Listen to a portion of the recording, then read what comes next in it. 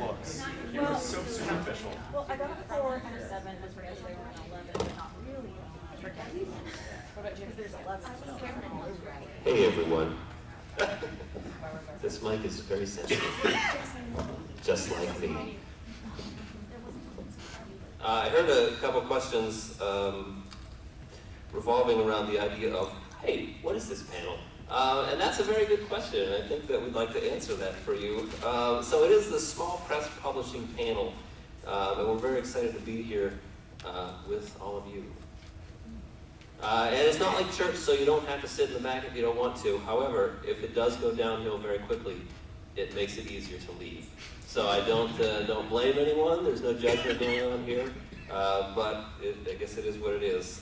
So let's start out. We'll introduce ourselves and we'll get into our little talk about comics because that's what we're all here for. My name is Jeff McClelland. Sitting here to my left is my accomplice, Jeff McComsey.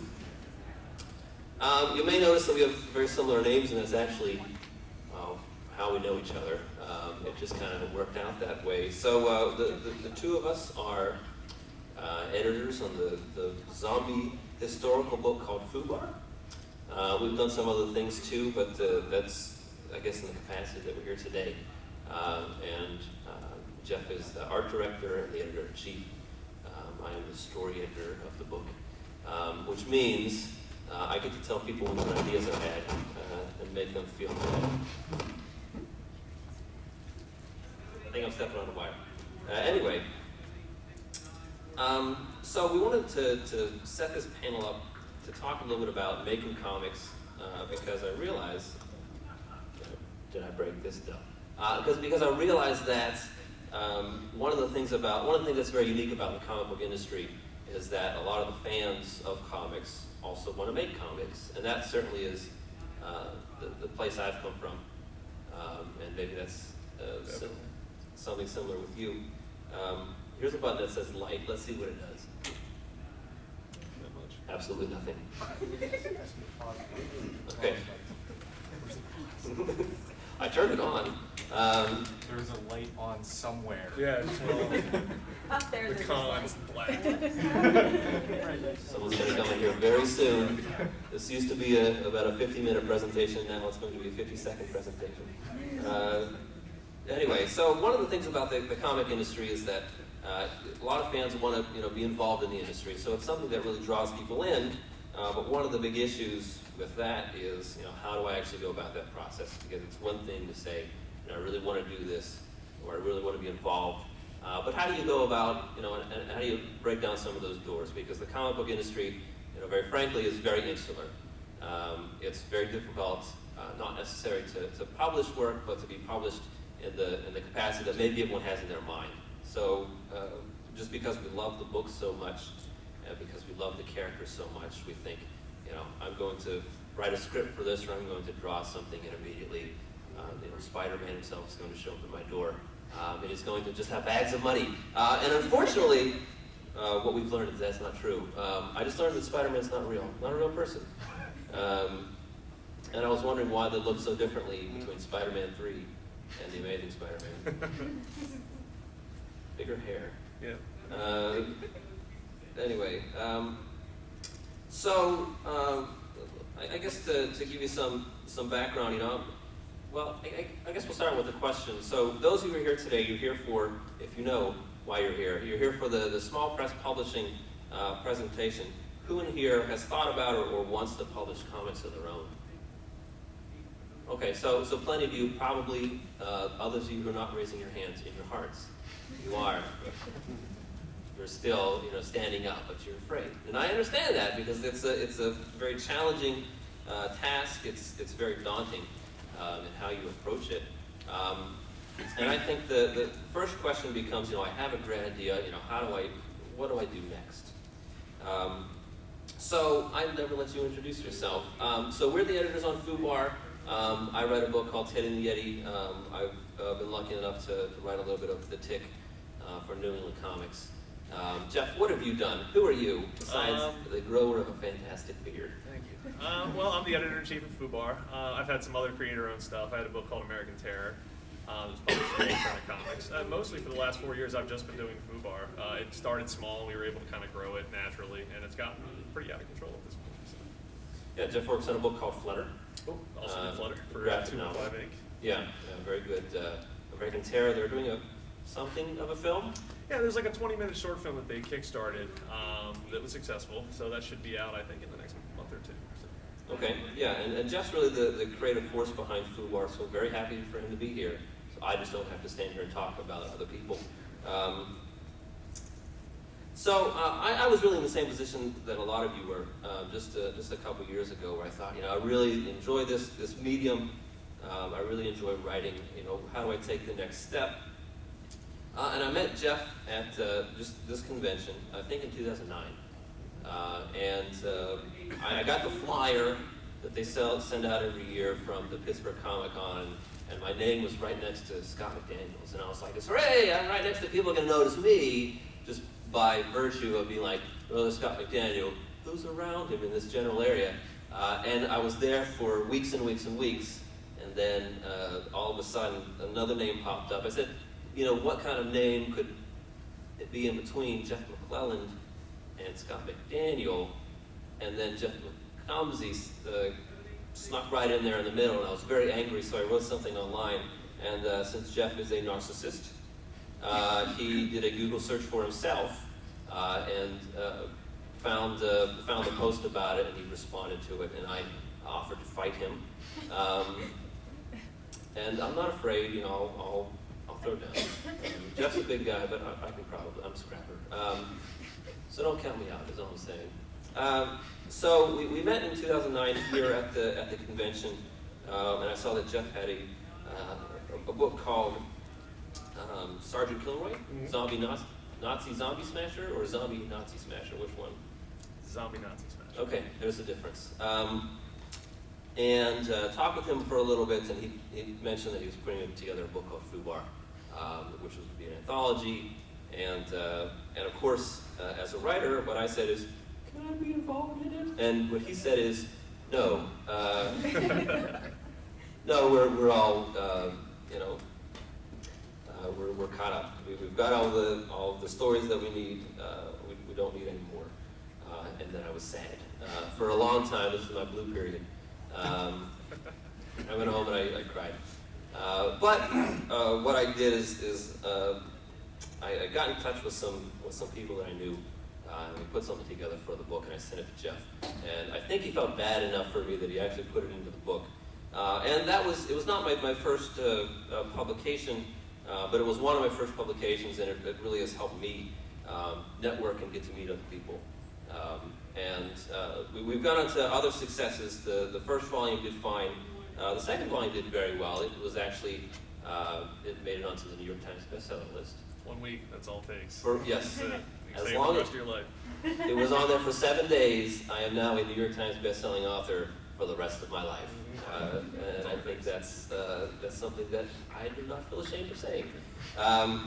We put out a third volume recently, and we're working on some new things, and it seems like each volume gets bigger and bigger, and there's more to it than there was before, and that's great, and that's really what comics are supposed to be. You're supposed to build on something.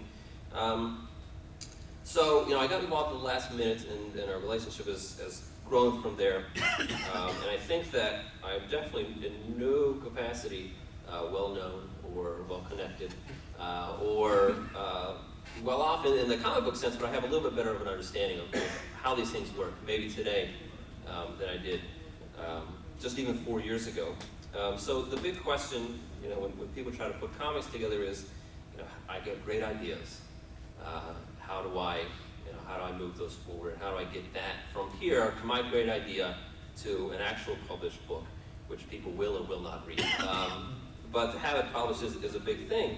And from my perspective, from being a writer, someone who doesn't draw particularly well, there are a lot of challenges with that, because you look at some of the bigger companies, take your Marvel and DC, and you see a lot of the same people are writing multiple books. And if new people are coming along, it's because they either have the connections with other people in the industry, or they write movies. And when they do that, that's a great way to get into comics write a TV show, even if it's terrible, you probably get a call. But most of us don't have that luck, or don't have that career path. So, you know, how does someone like me, who doesn't necessarily have many connections, doesn't draw, how do I go from just having ideas to actually having published work? And probably, and maybe you can agree or disagree vehemently with me, how do we go about, if you have a story idea, how do you go about reaching out to an artist? Because the great thing about comics and the most frustrating thing about comics is that it's a collaborative medium. And you have to work with other people if you're going to get anywhere. If you are a great writer and you are a fantastic artist and you've got so much more going on for you than a lot of people in the industry, and even people who can do both, a lot of times they specialize in one, but there aren't many, let's say, Paul Pokes out there, someone who can do it all and basically write his own checks as he does. So for someone who doesn't draw particularly well, how do I reach out to an artist? And Jeff, I'll let you talk. I'll let you off the leash. If you want this microphone, you can have it. I'll just talk. Can you guys hear me in the back? Pry it from my cold dead hands. Yeah, right. When 4 o'clock rolls around, when 5 o'clock rolls around, I'm not leaving. People come in like this, sir, we're closing. No. So Jeff, how do you go about, from an artist perspective, how do you go about approaching that? Because that's the crucial step in the process. Well, the number one way that most people don't want to hear, the easiest way is to pay an artist to draw stuff for you. Everybody who wants to draw comics and has worked at it for a couple of years, they love the idea of paying rent. With comic book money, it's the bomb. It's great. But if you can't do that, I always recommend starting really small. Like whether it's a short story or a one-shot. I think I get a lot of people that have approached me over the years to work with them, and one of the first things that turns me off is when they're like, "Hey, I've got an idea for a 15-issue miniseries, and I've absolutely no money to pay you." So right away, I'm like, "Okay, I probably not, So, but if somebody comes to me with a short story, even if it's going to be published somewhere, even if it's inconsequential where it's going to be published, it's a small book or whatever. Knowing that it's going to be published is a big deal, and knowing that it's 8 pages is really cool. So that's something I can do over the course of a couple weeks, and then it's done, it's out there. That's a big deal. Or even a one-shot issue is also very appealing. If you can come up with an idea for a comic and then condense it down to one issue, it's going to help you if you plan on pitching your stuff to another editor, to another publisher, having one thing you can put in their hand that they can look at as opposed to like some scattershot pitches and things like that, like one really nice product that you can hand them, and if it's, God forbid if it's any good and they read it and they like it, you're probably off to the races. So I would say number one is to keep it small, whatever it is, especially when you're starting out. I think a lot of times people read these, Walking Dead, these huge series, and they're like, God, I want to do my huge series, and the first thing they do is a 12-issue miniseries.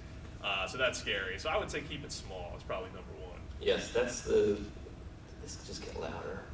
Maybe it's my interest level. The number one, definitely the number one thing we want to say is the first piece of advice we have is to start small, and I think that is difficult to do because you think of these characters who have been in publication for 50 years or 70 years, and you think, I want to put my magnum opus together, and you don't have to. There are plenty of great short stories out there. Question number 2 that maybe you can feel, Jeff. I have a script that I've written. I want to pass it along to someone. I'm going to start small, and I'm going to take that advice. Where do I meet artists other than a shady bar?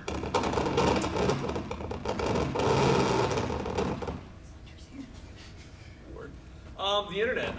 Or at a mustache contest. We do usually have. The internet. FUBAR has many contributors, and usually I just kind of troll the internet when I'm looking for artists at least. I troll the internet looking for people's portfolios and just kind of keep my eye open for people I know who do comics that are looking for something to do. But aside from, I would say the internet, number one, because if you're worth your salt and you're an artist, you've posted something online. You have to have a blog. If you're an artist, you don't, there's no excuse for it. I would say, failing the internet, I would say conventions like this are perfect. You know what I mean? You can't walk out there without throwing a rock and hitting 15 guys that have a portfolio out there, so I would say between conventions, online, they're really the 2 places to start.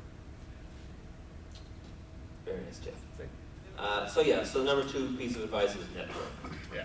And that may seem simpler than it really is.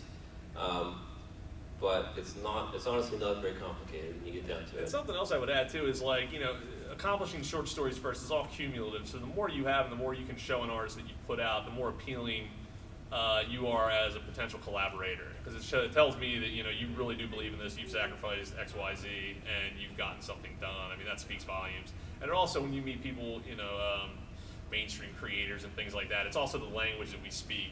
You can be as enthusiastic as you want to be, but until I can see something you've done, I don't know how interested or how serious you are about it. Yeah, absolutely. So, as far as collaborations are concerned, if you are an artist, and this is just from my own perspective, but if you are an artist and if you have any talent, you are going to have a lot of choices. If you are a writer, and maybe that's the ship that some of us are in here. If you are a writer, even if you are very talented, it is a little more difficult to try to hook on with someone who is an artist. So I would say, from my perspective, there are a couple of things that you need to think about when you're putting a script together and you're trying to find someone to work on it. First, don't be afraid to work with someone who might not have Alex Ross level skills, because you probably isn't, if you are an artist as well, if you're a writer, just not in art. But you have, probably a long way to go too, and I think that's the case for anyone. So don't sell yourself short, but also don't build yourself up so much that you're not willing to work with someone who doesn't have a perfect style. Being able to work at the process and being able to create something and have something to show other people gives you an advantage over probably 90% of the other people who want to be in comics. So there are a lot of people who say, I want to do this, and they have nothing to show for it, or they just have a couple pinups, or a couple story ideas, and that's it. Just going out and doing it, I'm skipping ahead, that's probably the biggest or best piece of advice I have for you. When you're trying to actually create something that's worthwhile, then just do it. Work with someone, even if you don't know, work with someone, even if you don't get along all that well. If you're willing to, if you're willing to move on from those things, and I think that's a very important thing to do. From a scripter standpoint, even before you get into the collaborative process, what I think is very important to do is move on from the idea that I just have these ideas, and only if I could put them on the page, or only if I could find someone who would be willing to work with me, I could actually manage to make it. And I think that's a point that really separates a lot of people within the industry and people who just want to be in the industry. One of the difficult things to do is actually write a story from start to finish, because we all have good ideas. I have great ideas. I'm just putting that out there. Some of them have panned out. Some of them haven't. Some of them didn't turn out to be as good as I expected them to. But one of the things that is always a challenge is to write something, to be challenged by it, and to keep going.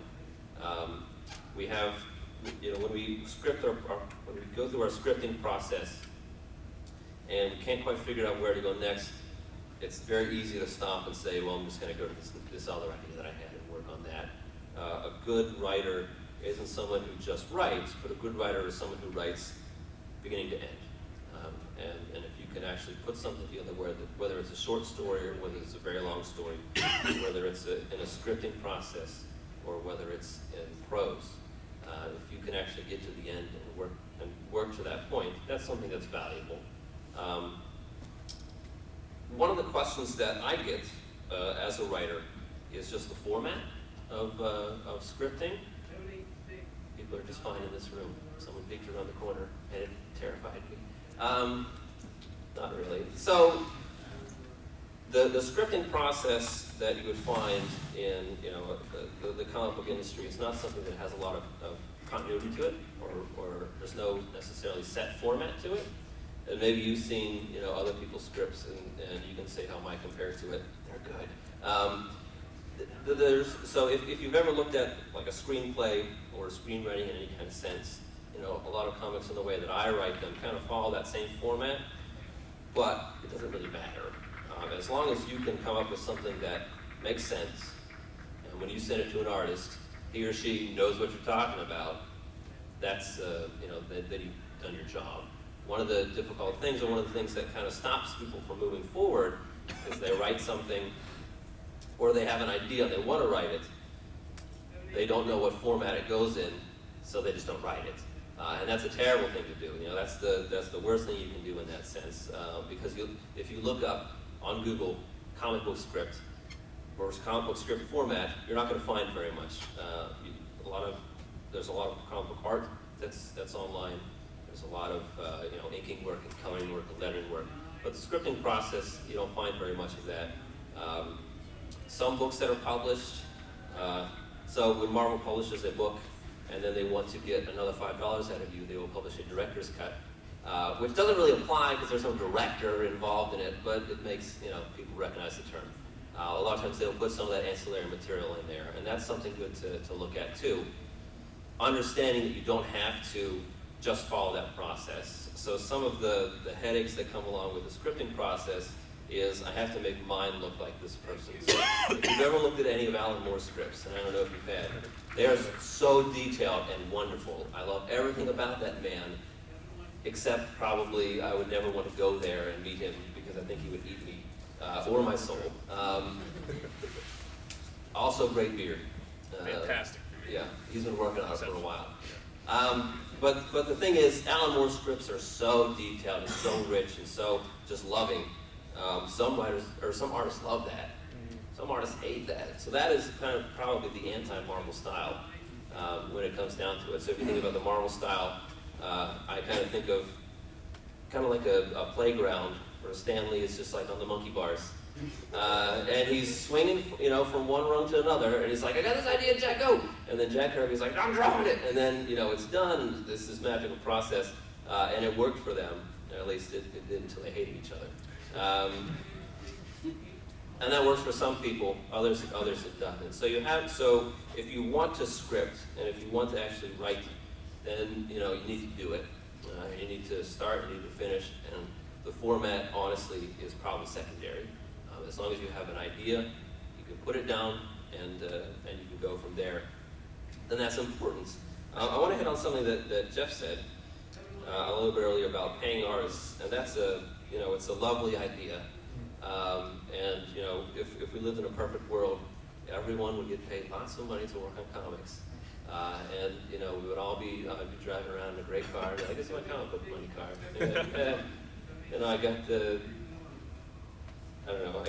Jeff Schultz in the back, and he's drawing things for me now because I got his money to throw around.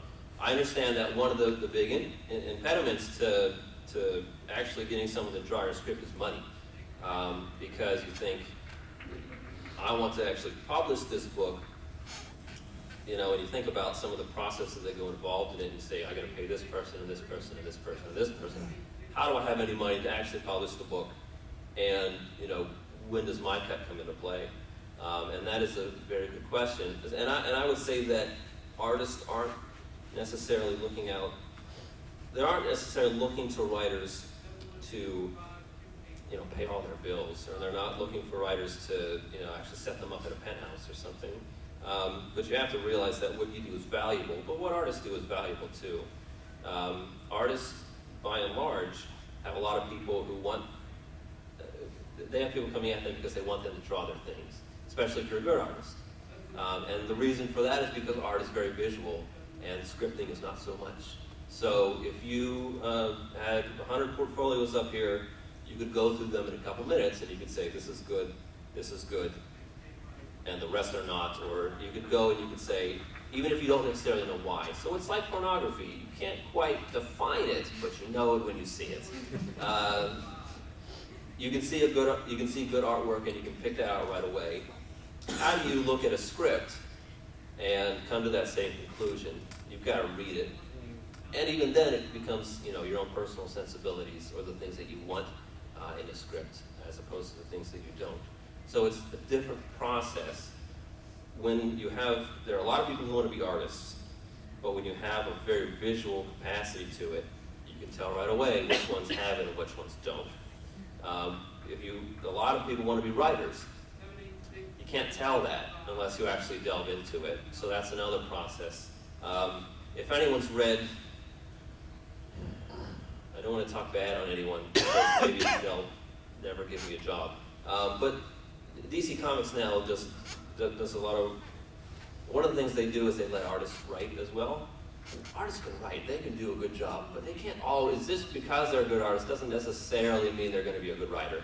And sometimes I pick up a book and I get very frustrated because this artist, is very talented, but they don't necessarily have the writing chops for that. So if you're a writer and you're trying to work with someone, you have to realize that because your work isn't visual and because it takes a lot more time and investment to go through it and actually qualify it, you don't have necessarily the same, what am I trying to say here? You don't have the same benefits that maybe an artist would. So you have to realize when you're trying to work with an artist, a lot of people are also trying to work with the same person. Paying an artist is a great thing. What they do is valuable. Don't insult them and say, draw me 100 pages of my book and you'll get nothing for it. That's not always a possibility. You can't always pay someone to do it. And what has worked for me, and I think that this works in a lot of the aspects of the comic book industry, is if you can't pay someone for it, and if you have a particular idea, then you share that idea with them. You share the rights to that idea. The great, the myth about, that everyone wants to believe in is that if I write a comic and it gets published, I'm going to put one issue out, and then I will get a movie deal. And that'd be great. Some people, that's what happens, but it's very, very rare. But what the rights, that's really what it comes down to. So if I am part owner of this and you are part owner of this, then we share in some of the same benefits. Probably the worst deal that writers, and this is probably the worst thing that writers can say, is that I'm going to write something, you can draw it, and then I will give you a cut of the profits on the back end.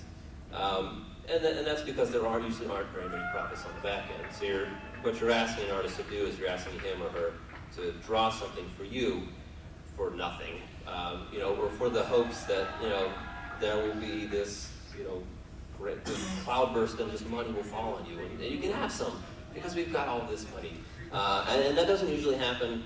And even from just a legal standpoint, that kind of muddies the waters with things of that nature. So be willing to share your ideas, and I feel very passionate about some of the things that I write, and I think bringing it to an artist, is he or she going to appreciate it the same way I do? And you worry about it, and then you kind of want to keep it bottled up into yourself because you don't want anyone else to touch it or to do anything with it. And then that's exactly what happens. No one does anything with it. And then you just have this great idea, and it lasts forever in your head and nowhere else. So be willing to take a chance. Be willing to work with people. If you've got some money to help someone else, then go ahead and do that. But share the benefits and share the risks. And there are a number of different ways that you can meet artists that don't involve the internet. I think the best way for me, just from my opinion, is to actually go to shows. I don't know. So how many of you go to a comic shop every week? You pick up your comics. Several of you. This guy does. I also go to a shop every week, and it's I go to a couple different shops in the area, and you meet people there.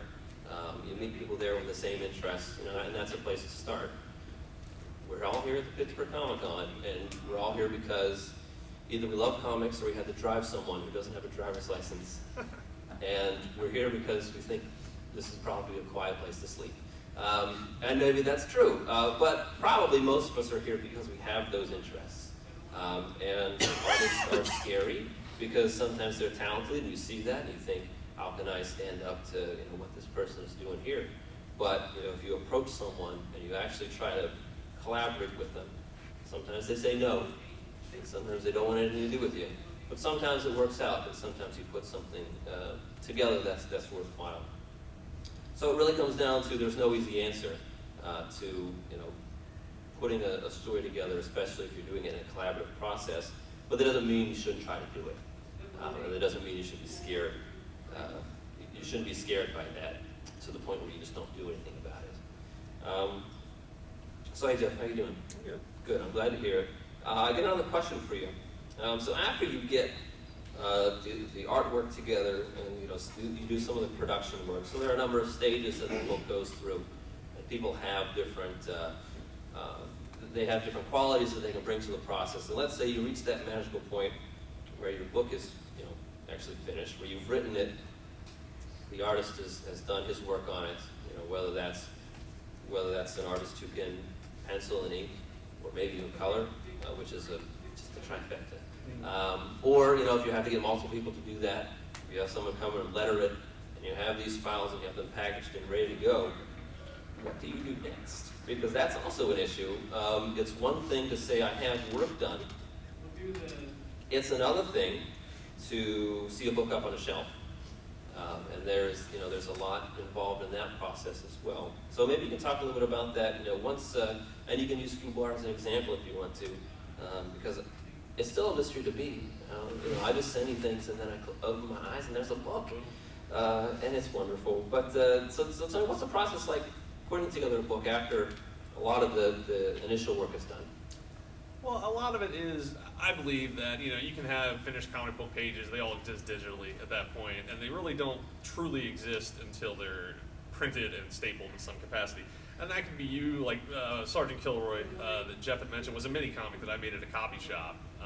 So, I mean, really, even if it's in that capacity, once you get the files together, whatever it takes, getting them physically printed, even if it's 10 or 10,000, it's until they're printed, to me at least, as a publisher and an editor, they don't really exist until that moment.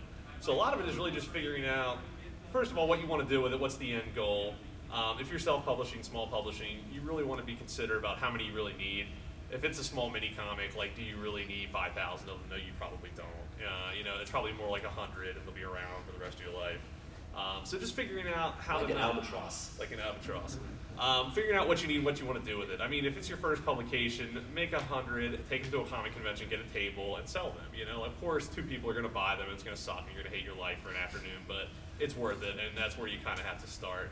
So a lot of it is really just publishing, physically printing by any means necessary, is how I look at it.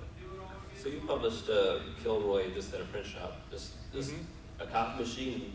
Well, it's digital printing basically. So I laid out the files, and then it's digitally outputted. It was one of those half mini comics. So you cut it, you staple it with a book stapler, you fold it, and you're in business. You're publishing comics. It's magical.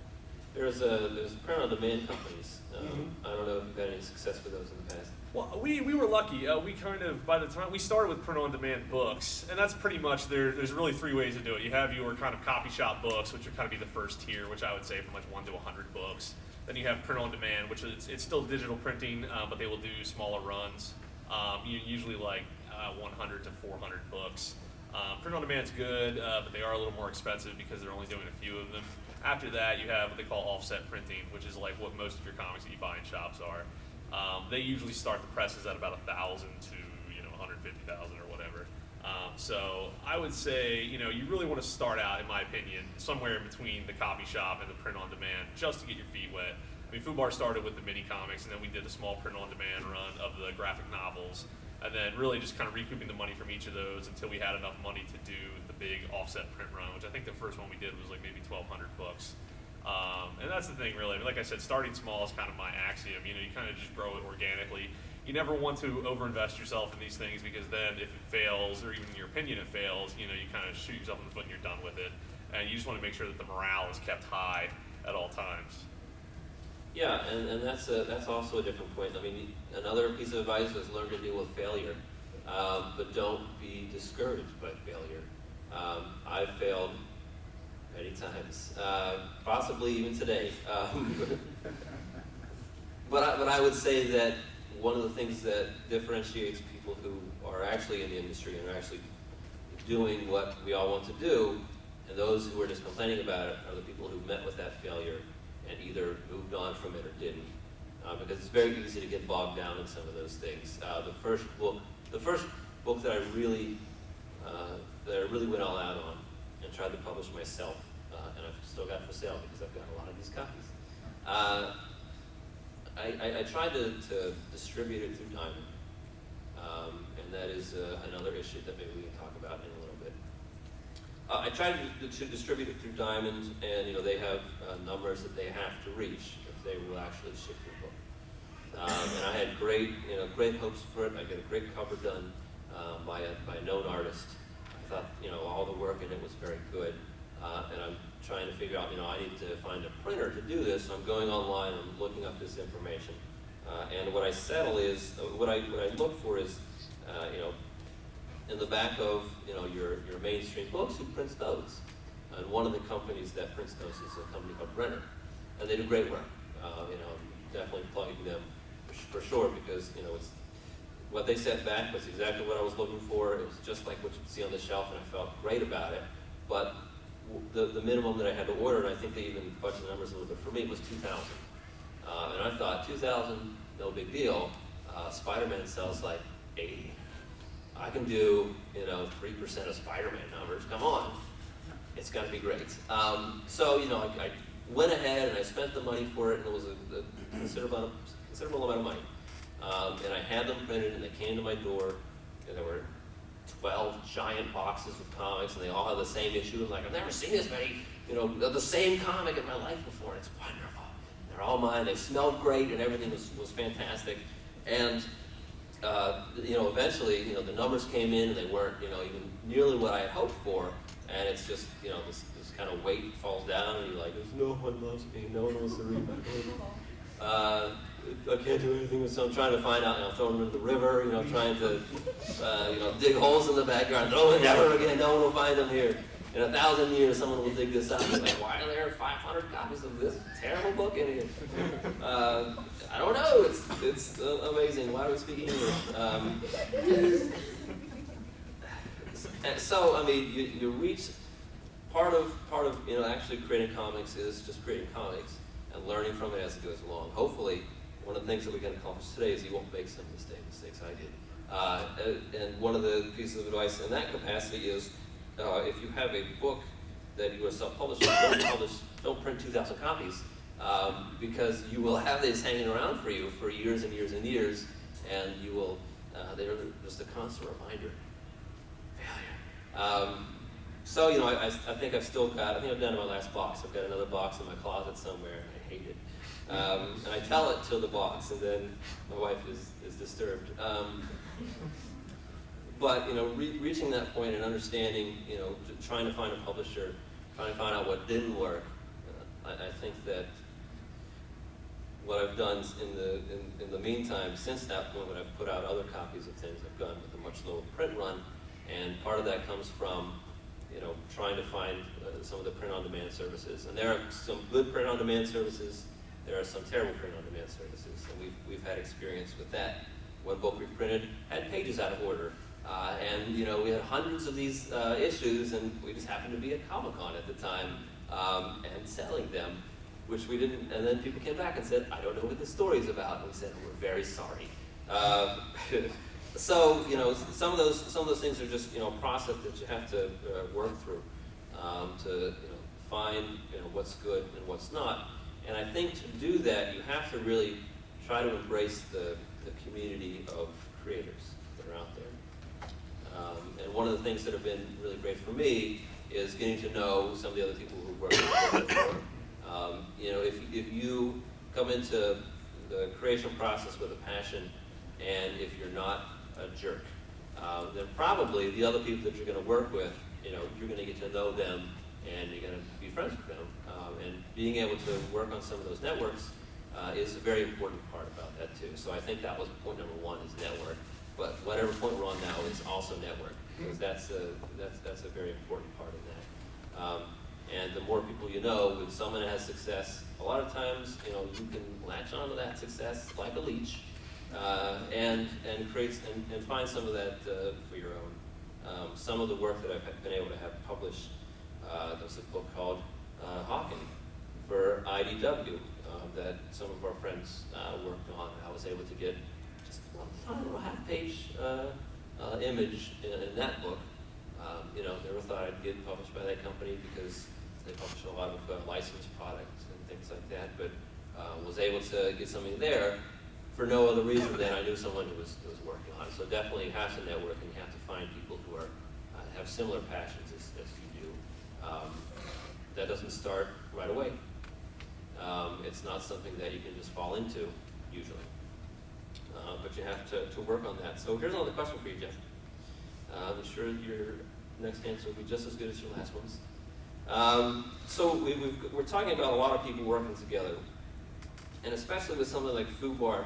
How many creators were working on like the Volume 3? How many were involved in that? So Volume 3 is all about American history, and it's chronological. It's composed of short stories. It starts with the discovery of the New World and ends with like modern warfare type stuff, because FUBAR was primarily like a kind of a war comics with zombies. So it ended up being around 432 pages. For around, that's a very specific number. Yeah, I think it's 436. I tell people it's a different number every time somebody asks, but it's a lot. 8,000? And counting. Yes. So it was one of those things, as I was putting the book together, I was realizing that, man, I'm at 300 pages and we're not close to done yet. But it was 40 short stories, so I think between, we had some writers and some artists doing double duty on some of the shorts, but I want to say it was in and around about 65 different people that were involved with it over the course of, I guess it was probably about 12 or 13 months. It was obviously took a little longer than our normal books, but it was about a year, maybe a year and a half. And yeah, I think it was about 60 people, and those are 60 primarily, I would say it was probably about half and half writers and artists, but there were a few letterers and people that did like grayscale and some other things that helped out. So how do you coordinate so many moving parts? I've been asked that before, and I have no idea. I don't remember it. It's a blur now.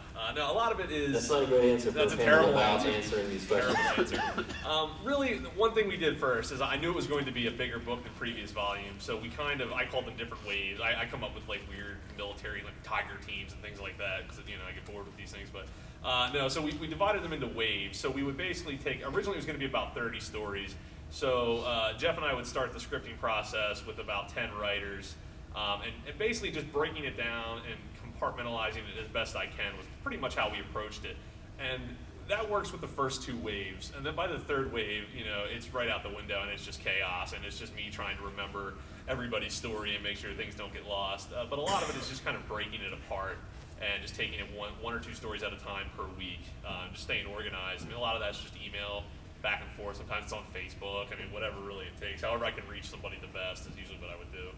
Organization is a very important part of it, and perseverance is a very big part of it. Yeah. And I think that's what I've taken from it. Well, something with when you have that many, personally, like when you have that many people involved, it becomes something like, I have to get this done because there will be 65 people who will never talk to me again, and if I don't. So finishing is kind of like, not finishing is never really an option for that kind of stuff.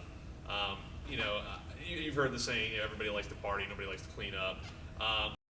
Cleaning up in comics is clutch. Like, you do that and you can pretty much write your own ticket after a few years. People that you read in your comic shop, those are people who stuck around and cleaned up. They finished it no matter what, sick kids, sick whatever, they finished the book regardless. And comics was kind of created as a medium, against a timer. And next month is always coming and the book always has to come out. So, just being diligent with that stuff is very important. Yeah, I think, and again, what I got from it was being persevering, or persevering. Mm-hmm. I know the words. By persevering, what I mean is that bad things are going to happen, and we're not just talking about doomsday scenarios where an artist quits or there's a fight or you lose files or things like that. Some of the challenges that you face when putting a book together is just kind of the drag that comes along with it. So you put so much work into a book, and then you realize there's still days and weeks and months to go. And one of the things that's easy to do is say, it's not worth my time. And obviously you've got to choose whether something is worth your time or not, so you've got to choose what projects you're going to take on and what you're going to try to do. But being able to finish something, even if things come up, is very important. And sometimes those are things that we can't avoid. Sometimes that's just life that comes up, and sometimes it's just our own interest. You want to be interested in what you're working on, but sometimes those technical aspects really drag it down. I want to write, and that's all I want to do. I just want to sit and I want to write and create in that capacity. But sometimes I've got to letter people's stories who hate my lettering. I think I do a good job. I think you're pretty good. Thanks. But not everyone does, and you're dealing with different people and different personalities, and sometimes you clash. and you have to find a happy medium there. Are you dressed up like Carmen Sandiego? Congratulations, that's an excellent costume. We don't have too much time left, and I don't know if we have any questions to get into, but I wanted to talk about one more thing in distribution models, and that's a panel in its own, because we have a current distribution model in the comic book industry or mainstream comics and Diamond, and that's it, with a few different exceptions. One of the big things, if you're trying to publish your own work, is look for other avenues. You know what Diamond's number is for single issues, what you have to hit? Well, they've actually changed it. Does everybody know when we say Diamond what we're talking about? Anybody? Sort of, kind of? So Diamond is the current distributor for comics. So the printers will ship books to Diamond, and Diamond will ship books out to comic stores and other places that sell them. It's technically kind of sort of a monopoly, Yes. but I'm sure they have a team of lawyers to say it otherwise. But they're pretty much the only game in town when it comes to getting your comics into comic shops. It used to be that a book had to have X amount of pre-orders per issue. It's actually changed a little bit now. So you have to get, your cover price is $3 per issue. So you have to have at least $2,400 worth of orders by cover price for them to carry your book. That's what it used to be per issue. Now they've changed it a little bit. So now you have 3 issues to hit this. Okay. So write 3-issue miniseries because they won't cancel them. That's important, number one. But basically you have 3 issues to do this. So what's great about that is if you ever want to publish a one-shot, it doesn't matter if you get 50 orders. Those shops that were kind enough to order your book, they will receive them. They will basically, you go into previews, which is the magazine, the comic shops get and they order. After all the orders come in at the end of the month, Diamond issues you a purchase order telling you they want 55 comics, whatever. And you mail them, or you UPS or FedEx them the 55 issues, and then Diamond has warehouses that then break those orders up, and your comic shops, when they get their order every Monday or Tuesday, the shops that ordered your books, the books will be in there, and then they go out on the shelf. They've actually gotten a little softer. The 3-issue miniseries thing is kind of cool. That's what we've done with FUBAR. We started with one-shots exclusively because they can't be canceled. There's only one of them. So once those started to do a little better, we just put out a 2-issue miniseries, and now we have one coming out next year, which will be a 3-issue miniseries. So again, it's the whole thing, like I was saying earlier. Starting small has a lot of benefits. In the real world when it comes to actually putting comics out, but there are other distribution methods. There are. A lot of them are DIY. They're not easy. Having an online store and a web presence is very important. Normally, when you talk about different, how much money one makes off one issue sold through a comic shop versus one sold at a convention or sold at your online stores, the profit margins are much, much higher for like an online sale or a convention sale. But I would say online stores are huge. You can DIY it and just take books to comic shops and say, hey, the book's $3. If you give me $1 for each issue sold, we put them on your shelf. I think every shop I've been into has some sort of local creator rack somewhere. But let's talk. Actually, marketing your own work is very important. That's something maybe we don't have enough time to talk about, but marketing is a big part of it. Like I said, I just want to be able to write, but I got to do other production work. I've got to market, and that's probably the hardest thing for me to do. And you've got to take your books and try to push them where you can. So conventions, that's a big thing. If you don't have a big presence in comic shops, or if Diamond won't carry your book, go to a convention. Actually, hit the streets and try to find people. There's also Kickstarter, which I think is a very interesting distribution model in itself. And FUBAR currently, looking for backers, has a Kickstarter online now, and it's doing well. And I think it really opens up a lot of doors that were otherwise not open to small press creators. Let's say you have your book out, you want to do something with it. What can you do with Kickstarter? It's actually revolutionized it. FUBAR, we have 3 volumes out, and now the one that we're currently kickstarting is our first standalone book. But we did volume 2 and volume 3 through Kickstarter, and really, in my humble opinion, it's changed the game. I have a lot of friends that are like, basically making their own books, and the market, it is shrinking to an extent. Trying to get others, even smaller publishers, to pick up your stuff is very, very difficult. But what Kickstarter essentially has done is remove that from the equation. What's funny about it is the more success, if you have a Kickstarter for your book and it's successful and you're able to send those out, it makes you look more appealing to these other publishers, you know what I mean? So I think Kickstarter, I mean, I'm not a religious guy, but I go to bed every night and pray to God. It'll be there when I get up in the morning. It's really been incredible for FUBAR, so. And it still is there, so Yeah. what are your Oh. hesitations about religion? I mean, Right, it's so basically been proven to you. Right, yeah, God exists, and it's Kickstarter. So. Great. So yeah, the whole point is that there are a lot of roadblocks into getting your comics out there, and you know the success that we've had, if you can call it success, is just because we've there's a lot of luck involved in it. Especially in my case, this guy has a similar name to me. That's why I'm involved in the book. People have similar stories. I'm sure there are crazier ones out there, but there are a lot of challenges in putting books together. Starting out with an idea, anyone can have it. Anyone can say, I've got a great idea, and if only I could do this, it would, blow up, and it would make me $1 million, and I would be successful and be doing everything I want to do. But there's more to it than that. So you've got to be perseverant. Is that a word? I really got to look this up. Perseverant? I think it is. Probably. Yeah. Mostly. So you've got to persevere, you've got to network, you've got to market, and you've got to believe in yourself, and you've got to look for ways to get yourself out there, get your book out there, other than just the stock ways that have been the same for the last 50 years. So if you have to look at, so I think that the both of us here are really into printed comics. And that's not the case for everyone. Perhaps we're very old. Yeah. I feel old. Getting there. I'm well on my way. But web comics and digital comics, that's an avenue to think about too. And when in the late '90s, Marvel was doing digital comics, and they said this is going to be revolutionary, and it didn't really go very far. And I think part of that was just because of technology. We're on dial-up modems, and there are a lot of things that come along with something like that, and they really dropped it for a while, and I think they've started to come back into it in a little bit.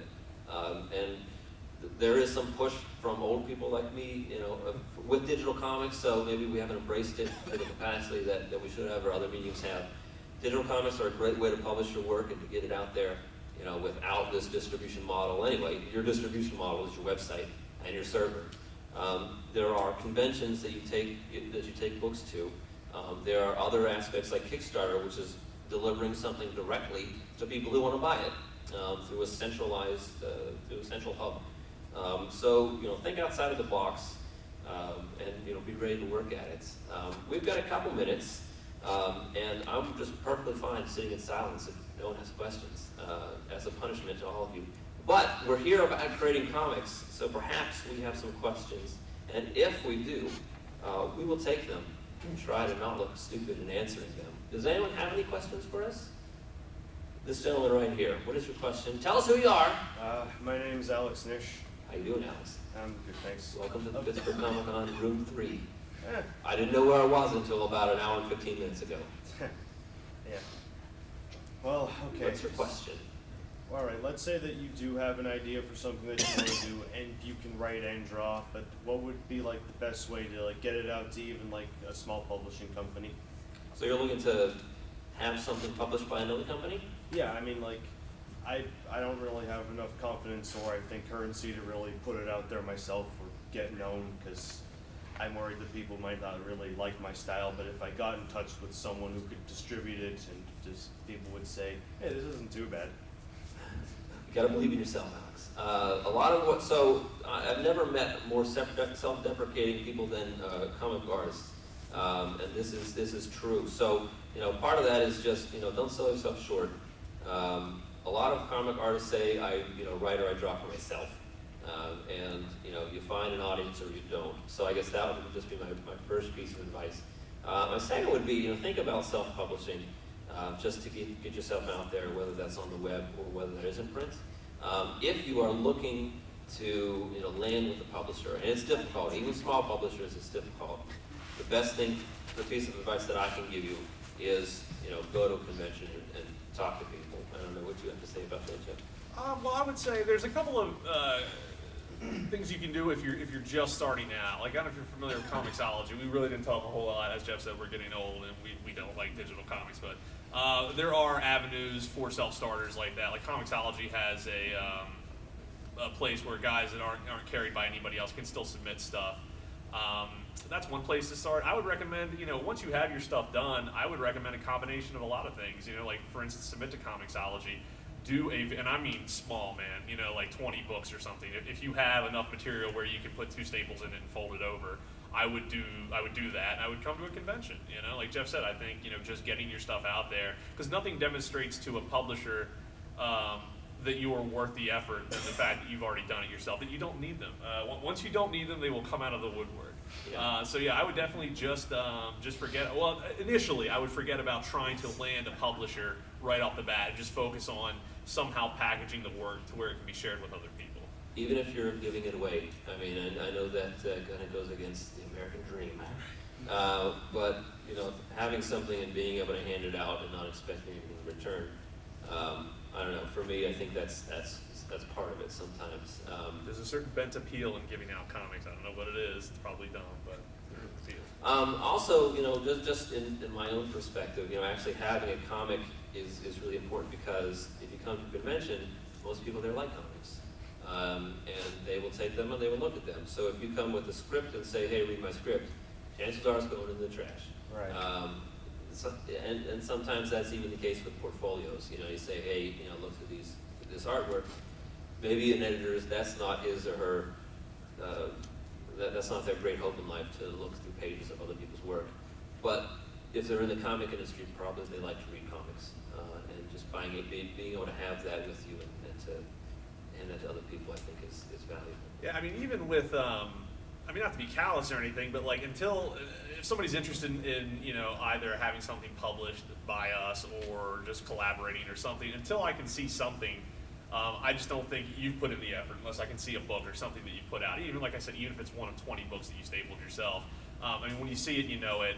You can see it could very well lead to something else if it's not your book being put out, but just seeing that you've put something else, like, wow, I like the way this guy draws, or I think he's funny, whatever, etc. But really, I think it begins with just getting in the mentality of making sure you put something out that's in the comics realm, that I can look at, even if it's online. Thanks for your question. Do we have any other questions? Anyone else want to ask something? It can be completely random or offensive.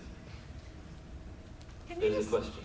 Can you just give us a few specifics as to, where online do we go if we want to meet up with some other comic creators, or which specific, you said there are some good printers and some bad printers. What are some printers you've had success with? Can you give us some specifics? Yeah, why don't you take that, Jeff? I use, for our offset stuff, I use a company called Color Vision. You can look them up online. They've got really good customer service, and I've always liked the books that have come out. As far as where to meet people, there are, I can probably think of a half a dozen Facebook groups that are just different creators that are in various stages of their careers, some farther along than others. A lot of it really is obviously getting there and having something that you want to publish. And then just being very nice and asking a question here and there. Don't be a pest, but if you have an honest question, and if you've already, one of the things I look, when occasionally I get asked for advice, I always look to see, have they already tried to help themselves? And if they've already tried to help themselves, a little advice for me is it's a small investment for something that could be a huge payoff for them down the road. You know what I mean? So obviously, yes, I would give my advice if asked, but I would just ask around. If you got to the point where even, technical problems, I find that the comics community, specifically the small press community, is very, very supportive of each other.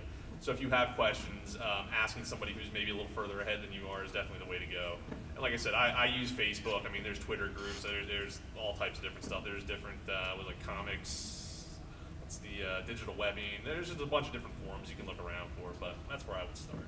Forums, sometimes they devolve into like the dregs of humanity. They do. They do so very you have quickly. to wade through that stuff, and that's honestly the case. Thank you for the question, and you're beautiful.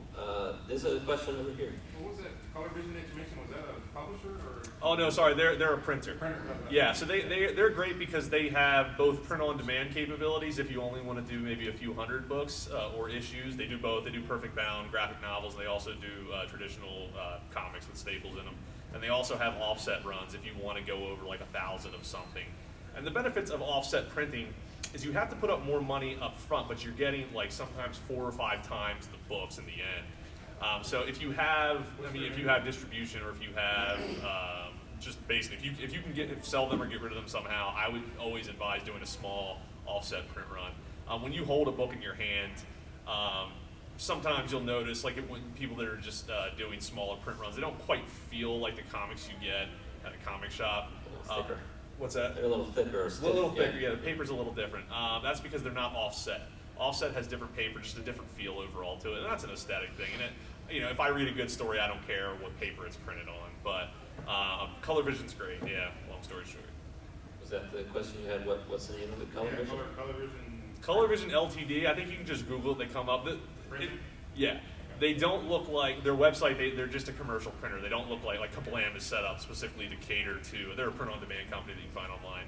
Their whole branding is set up so you know that they publish or they print comics. That's your preferred, These, that's what? your preferred printer? That Yes. You work out of Comicsology, all those, that's the one that, as far as color? Yeah, they do color, black and white, and I've seen both. Primarily, FUBAR is a black and white book, but I've seen the color stuff they do, and I think it looks great. Okay. Any other questions for this very lovely audience that we've had today? Question here in the back. How success? Give me a second. All right. How well do you think, say, creating a book yourself or with a friend or two, making a sort of smaller set of comic books and then putting those out, but then also scanning those in and then putting them up, say, on the Amazon bookstore? Like, can you do that actually? Can you put them on say for ebooks and such? Oh, absolutely. I don't think there's any outlet, especially when you're doing small press and just starting out, man. I mean, do it all. You know what I mean? Do Comixology, make print books. I mean, that's one of the beauties of the fact that you're self-publishing. You can do anything you want with it, and I would advise doing all of it. Anytime you can get your stuff in front of somebody, I wouldn't miss the opportunity. So digital, print, whatever. I would just don't discount anything. If it can get you a readership, and you can share your stuff with other creators and other people that like comics, I mean, go for it.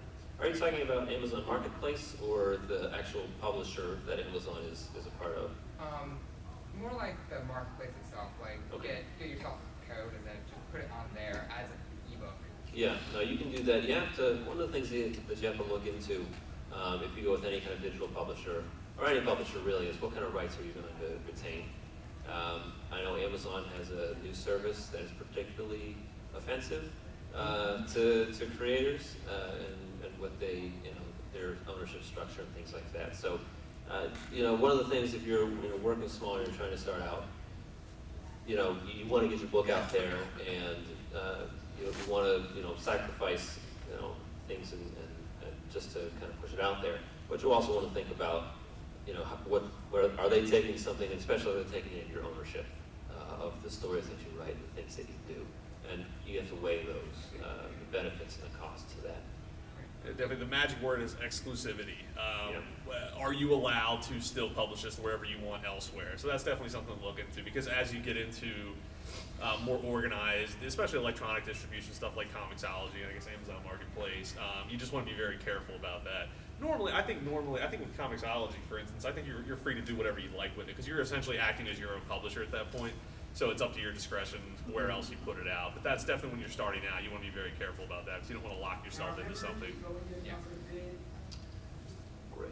So we're wrapping this up here. Do we have one more question? Who would want to fight the Hulk or the Thing? Thing, right? Right. Last question, just in the back. Yeah, this might be kind of a silly question, but Great. as somebody who does not want to be a comic book creator, what's the best way as a fan that we can go about supporting people who do? Because I'm thinking about when I go to my local comic store and I'm picking up a couple of Marvel and DC titles, once a week. I'm not even thinking about maybe some lesser known titles or publishers. So are there certain things we should be looking for, asking about? That's a fantastic question, because I know, just because we're self-publishers, I still pick up plenty of, mainstream books, and I don't think there's any shame in that. But there is a question of, how do I support, some people who are maybe in the area, or some, smaller guys, and sometimes that does take a lot of work, and sometimes there are a lot of things about Marvel and DC and some of the bigger companies that, aren't necessarily very beneficial to the industry as a whole. But the one thing they do have is they have quality control. So you pick up a book and you have a vague idea of the contents to what they're going to be. And with self-published stuff, you can post whatever you want, so you don't know if it's going to be any good, you don't know if it's going to be something that you find offensive. I guess, I don't know if you have anything to say about that. I would say that, you know, it depends on what comic shop that you go to. And some are more friendly to independent creators than others.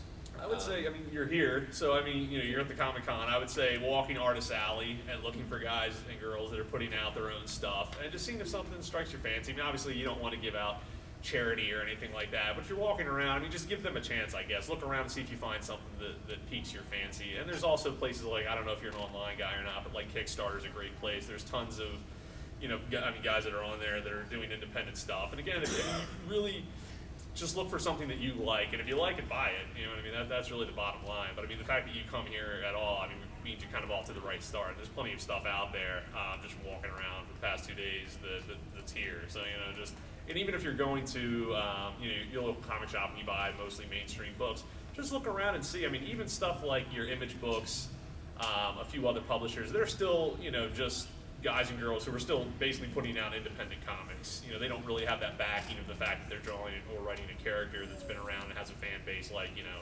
Spider-Man or Batman or something like that. So even buying, you know, an Image book instead of a Marvel book 1 week does a great deal of service to that kind of stuff. Image is a great company because you see a lot of the up-and-coming creators. So these are the creators that will be on Marvel and DC books soon. And also, once DC fires them or they have to quit because of editorial interference, then they go back to Image. So it's kind of like they're coming up and they're going back in. This was a great panel, and I appreciate everyone coming by today, and hopefully we helped you out a little bit with some of your own dreams of comics. So I hope that, you know, we all take that challenge and really try to make comics. We are in, where are we? We are in Pittsburgh, no, Monroeville. No, we are you talking in here? In this establishment. So we are in the small press area. The FUBAR booth, you cannot miss it. It has a big camouflage canopy. We have a military theme going there. We have a mocked-up machine gun on the table, so you really can't miss us. I think it's S8 if you're a math person. Yes, so we're in the small press area. Come by, say hello. I've got a shirt with tater tots on it that's hanging up there. It's very nice. And Weird Al. Correct. Thank you for coming here today, and God bless.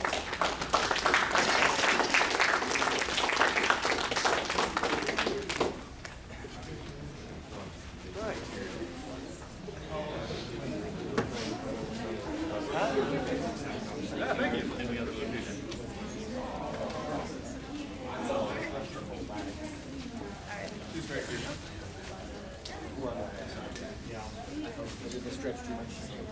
Coffee's removed from somebody else. First thing I was like, is there anything good? Open with a joke, be hilarious. Oh, right. Okay, and then.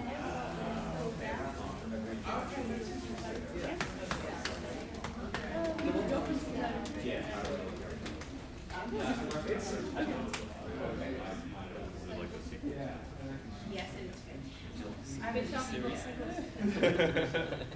Sure. You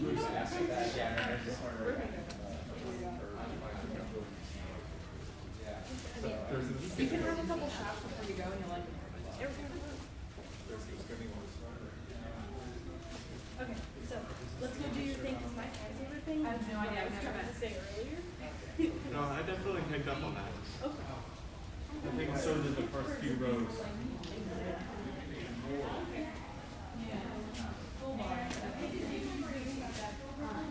Yeah, I have no idea.